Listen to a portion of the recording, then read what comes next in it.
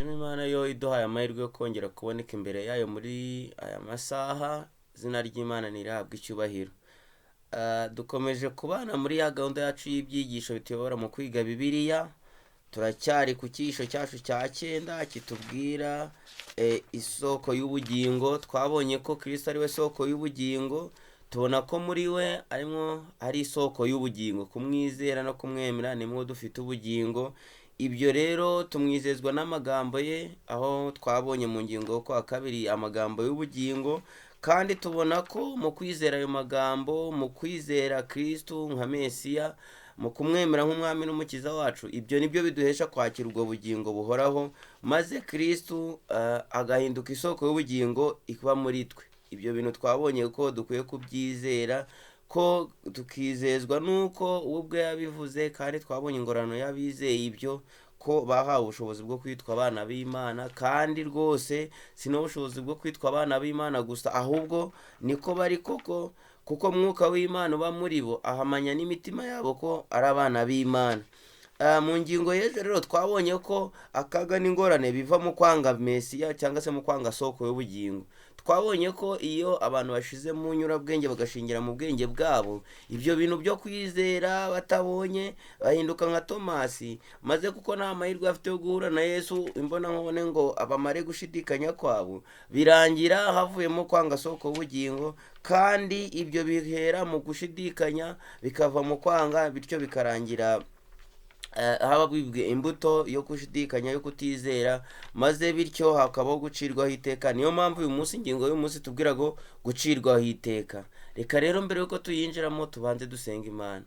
Data udukunda uri mu ijuru, izina ryawe rigera nirihabwe icyubahiro. Tunejejwe cyane n'amahirwe uduhaye kongera kuboneka imbere yawe binyuze mu byanditswe byera, ngo wongere utubwire, utumenyeshe uko dukwiriye kumera, kuko ijambo ryawe ribereho kuducyaha no kutumenyesha ibyo wifuza n'uko twifuza. Reka rero imitima yacu ihuguke kugira ngo ubane natwe, maze ijambo ryawe ritugire umumaro. Ngaho ubuntu bwawe bugumane natwe kugeza dusoje iyi gahunda, nibyo dusabye twizeye mu izina rya Yesu, amen. Nk'uko rero maze kubabwira ingingo yo kwa gatanu natubwira ngo gucirwaho iteka. Bitangira ari ugushidikanya, bitangira ari ukwanga soko y'ubugingo, ariko uko umunyabyaha arushaho guhitamo gushidikanya, agashidikanya iby'amagambo y'Imana, igashidikanya ibyo Imana ubwayo yavugiye mu kanwa k'abagaragu bawe ndetse no mu kanwa k'umwana wayo ubwe, ibyo bintu birangira habonetseho kwitandukanya n'ubushake bw'Imana, ndetse ari nabyo bivamo gucirwaho iteka. Turifashisha isomo riri muri Yohana igice cya 3 umurongo wa 3 turageza ku murongo wa 21. Ni amagambo Yesu yavuze ku murongo wa 16 aravuga ati, kuko Imana yakunze abari mu isi cyane byatumye itanga umwana wayo w'ikinege, kugira ngo uwumwizera wese atarimbuka ahubwo ahabwe ubugingo buhoraho. 17, kuko Imana itatumye umwana wayo gucira abari mu isi ho iteka, ahubwo yawikoreye kugira ngo abari mu isi bakizwe. Abantu tujye dusobanukirwa neza icyatumye Kristo aza mu isi. Yerekaniwe kugira ngo amareho imirimo ya Satani, yerekaniwe kugira ngo abizera umurimo we bawusobanukirwe, bawumenye, bamaze kwizera ibyo bibahesha ubugingo buhoraho. Ariko nanone kwanga ku mugaragaro igitambo cya Kristo nicyo gitumye mu murongo wa 17 ngo, kuko Imana itatumye umwana wo mu isi gucira abari mu isi ho iteka, ahubwo icyatumye Kristo aza mu isi yabikoreye kugira ngo abari mu isi bakizwe nawe.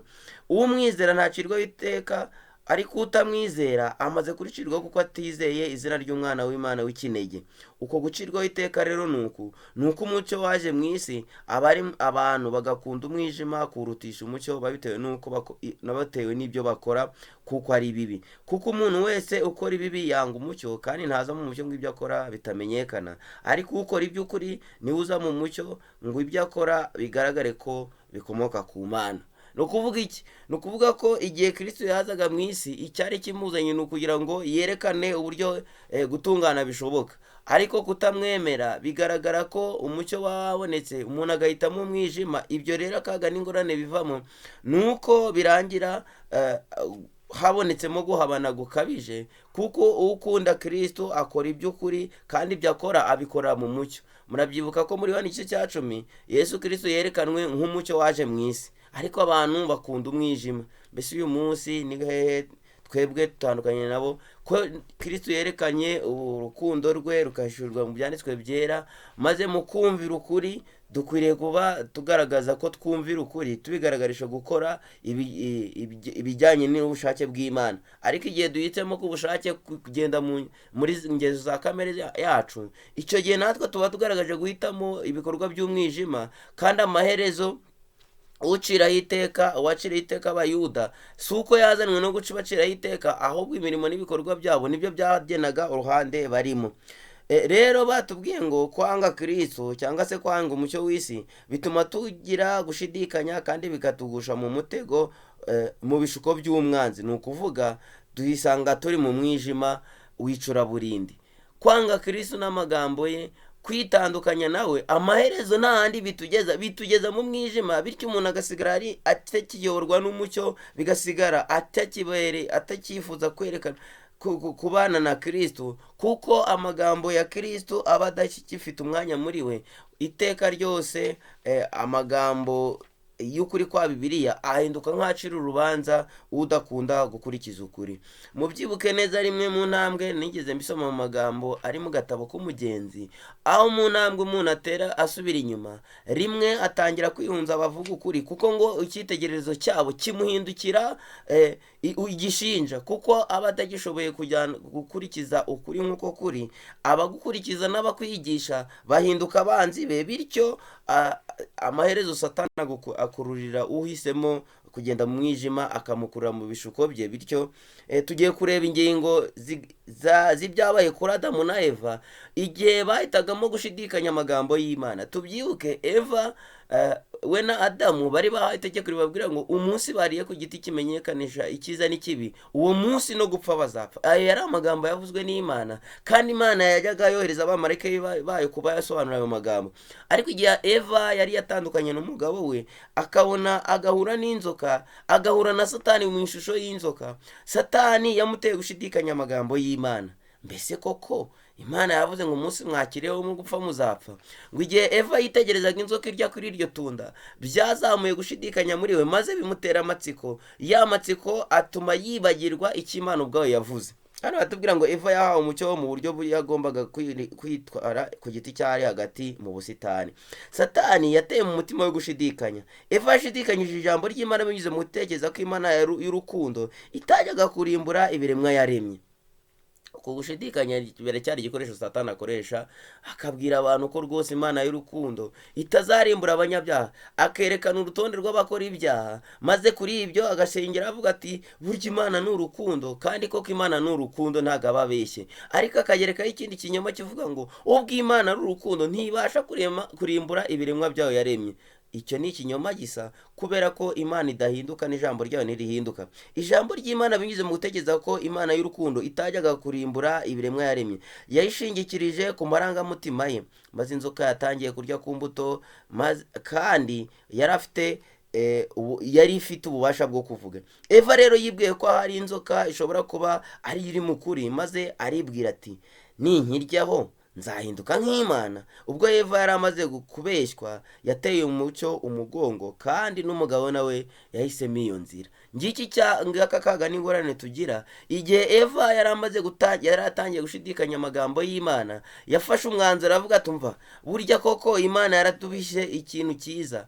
Yavuze ko inzoka yabwiye Eva ko umunsi yakiriyeho, burya Imana ntiyashaka kuvuga ko umunsi bakiriyeho bazapfa, ahubwo yamubeshye ikinyoma kivuga ko umunsi bakiriyeho bazahinduka nk'Imana.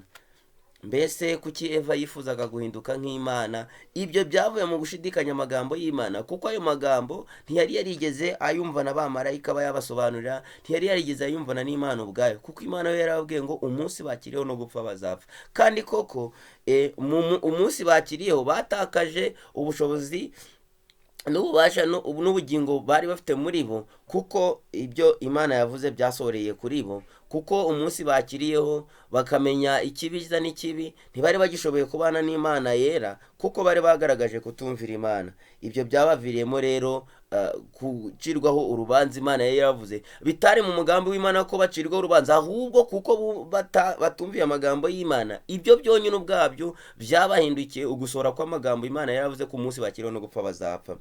Hano turahasanga urugero rwa Kristo igihabanye n'ibyabaye kuri Adamu na Eva, bo bashidikanyije ububasha bw'Imana. Ariko turareba muri Matayo igice cya mbere, Matayo igice cya kane umurongo wa mbere kugeza nko ku murongo wa 15, turahasanga Kristo ajyanwa na mwuka mu butayu kugeragezwa na Satani. Mu gishuko cya mbere Satani abwira Yesu mu ishusho y'isa nk'aho kumugirira impuhwe, kumugirira neza, aravuga ati rero ubasha guhindura amabuye mo imitsima maze ukarya. Kandi koko Kristo yari ashonje, yari amaze iminsi 40 n'amajoro 40 atarya. Rero kuyerekana ko umuntu wari ufite impuhwe, ibyo ngibyo byashoboraga gutuma Kristo nawe atekereza mu buryo bwa kimuntu, akumva rwose agiriwe impuhwe. Ariko amagambo Satani yakoresheje yaramubwiye ngo niba uri umwana w'Imana, ngaho bihera. Ngiki gishuko Satani na n'uyu musa agikoresha, gushidikanya amagambo y'Imana. Imana ubwayo mu minsi mike yari ishize, nta gihe, ndetse turibuka ko igihe Kristo yaramaze kubatizwa na Yohana mu butayu, mwuka w'Imana yahamije ko ari Mesiya. Bwa mbere ijuru ryarakingutse, ijuru ubwaryo rihamya Kristo ko ari Imana, nguyu mwana wanjye nkunda nkamwishimira. Kandi na Yohana wari umaze kumubatiza yari amaze kubihamya, avuga ati nguyu ntama w'Imana ukuraho ibyaha by'abari mu isi. Ariko ako kanya mu mwanya muto wari ushize, Satani agera imbere ya Yesu aramubwira ati niba uri umwana w'Imana, hindura aya mabuyemo imitsima. Kandi koko Kristo yari ashonje, nawe rero ngo yashobora gutekereza mu buryo bwa kimuntu. Ariko aya magambo avuga ngo niba uri umwana w'Imana, Kristo yari yaramenye neza ko ari Imana, adakwiye gushidikanya. Ntiyagombaga rero gukora ikimenyetso imbere y'umwanzi ngo amuhamirize ko ari Imana, kuko ibyo nabyo byari kuba ashidikanyije. Kandi tubonye ko akaga ko gushidikanya ijambo ry'Imana, niyo yari Imana ubwayo niyo yari imaze kuvugira mu kanwa kayo ivuga ko Kristo ari umwana w'Imana. Kandi na Kristo ubwe yari abizi neza ko umugambi w'icyamuzanye yari awusobanukiwe ko ari umwana w'Imana waje mu isi. Rero Kristo mu gusubiza Satani avuga ati mva rero Satani, haranditswe ngo, ngaya amagambo akwiriye kuba mu kanwa kacu. Nugera mu bihe byo gushidikanya, nugera mu gishuko nk'iki ngiki kigusaba guhamya ibyo wizeye, dukwiriye gukomera ku ijambo ry'Imana. Kristo yari yarasobanukiwe n'amagambo yari mu Gutegeka kwa 2 igice cya 14 avuga ko umuntu adatungwa n'umutsima gusa, ahubwo n'amagambo ava mu kanwa k'Imana abasha guhinduka ibyo kurya bitunga umuntu. Ntago Kristo yakoreye ibi kugira ngo yerekane koko ibyo kurya by'umubiri bitari ingenzi, ahubwo mu mpuhwe Satani yagaragaza nk'ufite Yesu ahereye ku mushidikanya. Iyo Kristo ahamya ko ari Imana, yajyaga gukora icyo gihe tangaza. Ariko mu buryo nanone bwo kugaragaza ibiki byanditswe bisobanura no gukomera kwawe no kudahinduka kwawe, yakoresheje amagambo ari mu byanditswe byera. Aramuga ati umuntu ntatungwa n'umutsima gusa, ahubwo n'amagambo ava mu kanwa k'Imana abasha kumuhindukira ibyo kurya. Uko niko byari byanditswe.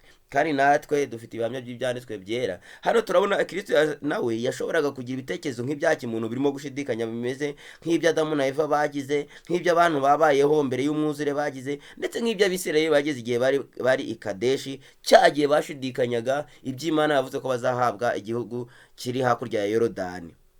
Yesu nawe yashoboraga kwibaza impamvu Imana y'urukundo yahisemo kumureka mu butayu iminsi 40 n'amajoro 40 adafite icyarya ndetse nta n'uburinzi afite. Yanashoboraga kuba yaragambiriye kugaragaza ko ari umwana w'Imana binyuze mu guhindura amabuye imitsima. Ariko Yesu yakoresheje ijambo ry'Imana, izina ry'Imana yagwa icyubahiro. Yamutsinze akoresheje icyari byanditswe mu byanditswe byera, amubwira ko handitswe ngo, mbese twebwe Kristo ntaturarikira kuzingatira uku kuri mu byanditswe byera, kugira ngo mu gihe tugeze mu gikombe cyo gushidikanya, mu gihe duhuye na Satani akatutera gushidikanya ku magambo y'Imana, gushidikanya ku masezerano y'Imana, mbese ni kangahe natwe dukwiye gusubiza dukoresha ibyo byanditswe byera bivuga.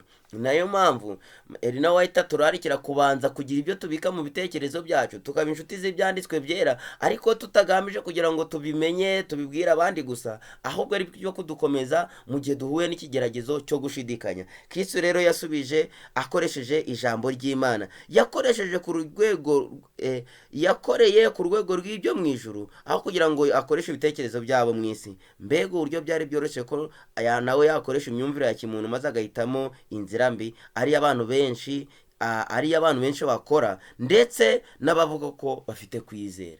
iyo bigeze ku guhangana na satani ku mugaragaro, benshi natwe dushira mu nyurabwenge tugakoresha ibitekerezo byacu byuzuye intege nke, kandi uwo duhanganye nawe erega ni ikiremwa gisobanukiwe intege nke zacu. Nubwo Kristo yadusezerane kubana natwe akaduha imbaraga zo kunesha satani, ariko aracyari umunyabinyoma, aracyari wa mundi ubasha kwimenyereza amahame y'iby'ubuzima tubamo, maze agashingira kuri izo ntege nke azi ikiremwa muntu gifite, agashaka kugoreka ukuri. Icyo tubonye hano, urugero Kristo aduhereza, aravuga ngo natwe dukwiye gushingira ku ijambo rye, iry'Imana yivugiye, iryo yahamije nk'uko ryari riri mu gihe cya kera. Na n'uyu munsi ijambo ry'Imana riracyafite imbaraga, riracyabitsemo amagambo adukomeza. Ntidukwiye gushidikanya rero ububashake bw'Imana, ntidukwiye gushidikanya iby'umugambi w'Imana kuri twe, ahubwo dukwiriye kuba nk'umunyazaburi wavuze ngo nabikiye ijambo ryawe mu mutima wanjye kugira ngo ntagucumuraho,